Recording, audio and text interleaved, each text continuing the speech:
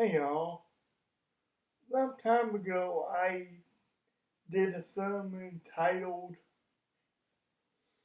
did a sermon where it talked about understanding the nonbeliever. I talked about how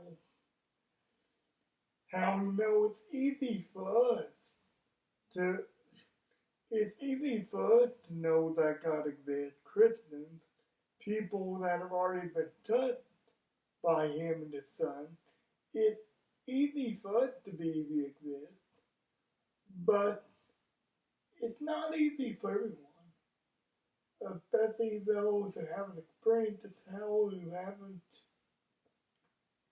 We need to be sensitive to people like that.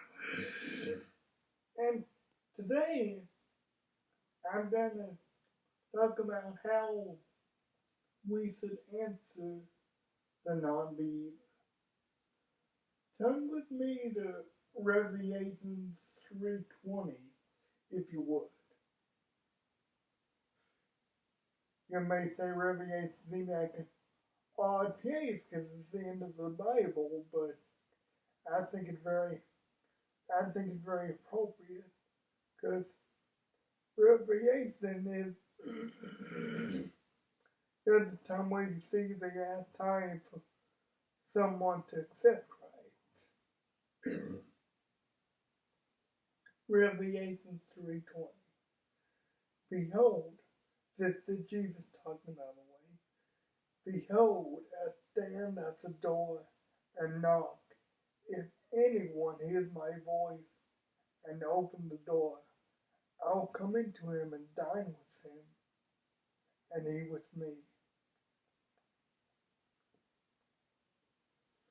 Seems like a pretty straightforward verse.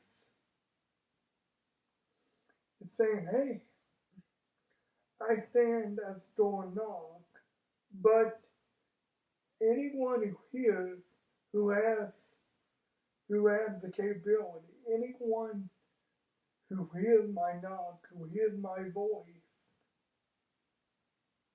it's their responsibility to open the door. And I'll come in and dine with him, and he with me. I mentioned how he should answer the non-believer. And I could say, well, we need to answer them with all the miracles that Christ has done. We need to answer them with all this evidence. And, well, quote unquote evidence to us. What made it be coincidental to them, I don't know. But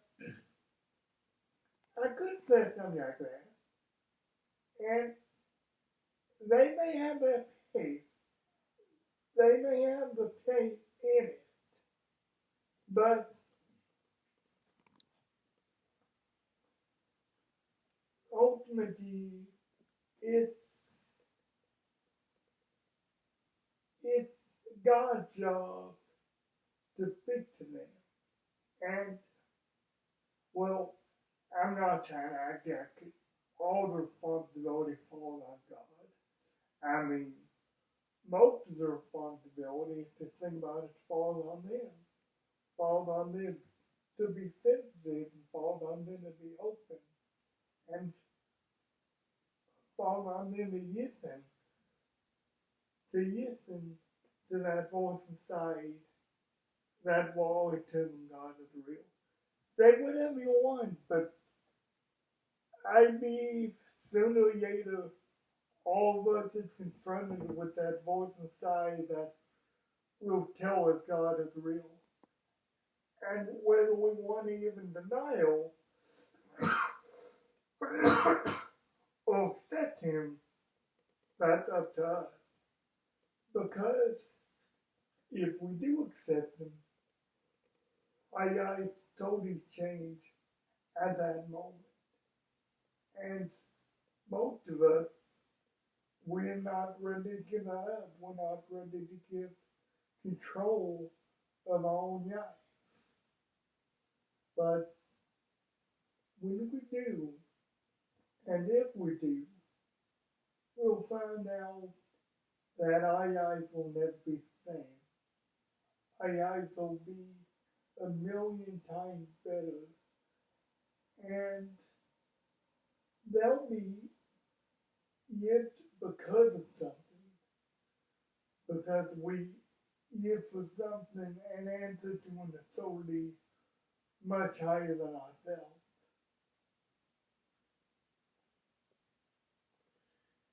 This can be, what I'm saying can be scary sometimes. I know, just even in the hands of God, just maybe being silent around people. Because, I mean, I used to be the type of person who would argue with someone who would give them all this evidence for Christ and show them what he'd done for me and everything. And like I say, that can have a place. Don't misunderstand me and say that I'm saying it's not. It could have a place.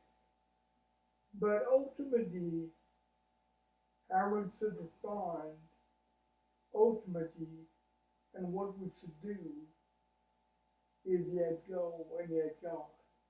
Wait and see if they have the spiritual maturity to hear God, to hear God's voice, the openness. Just if they're just gonna argue with you, if they're just gonna say it's coincidences, just anything like that. Ultimately, salvation is between God and themselves. Salvation is never a result. I don't want to say never though, but salvation is very rarely the result of an outside party. Now it can help me along, I'm not saying it can't, but ultimately the decision is there to accept God. Look at this verse again. Anyone who hears me, who hears my voice, shall open the door. Anyone who's sensitive, anyone who's ready to hear my voice, because they may not be. And I'll come in and dine with them, and he with me.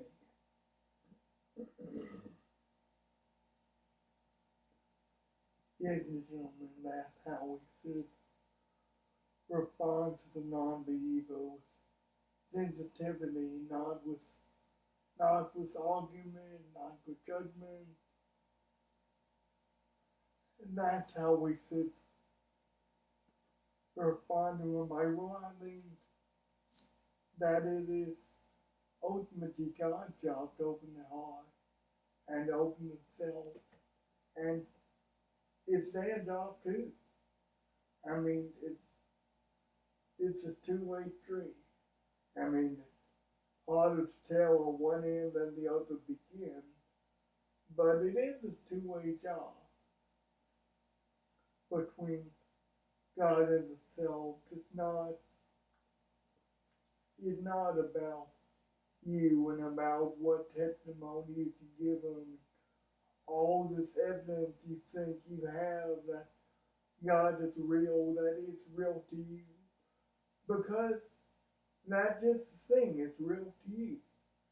It's real to you because you open your heart and you heard God's voice. It may not be real to them yet, but it will be.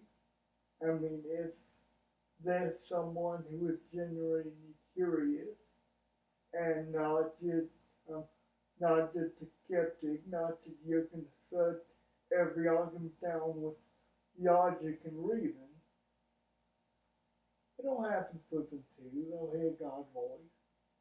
Maybe you just gotta be a little more patient which I say again, I know it's scary, but this is the biblical truth that God has for you today. That God has for you today. Guys, I love you. God bless you. And I'll see you next week.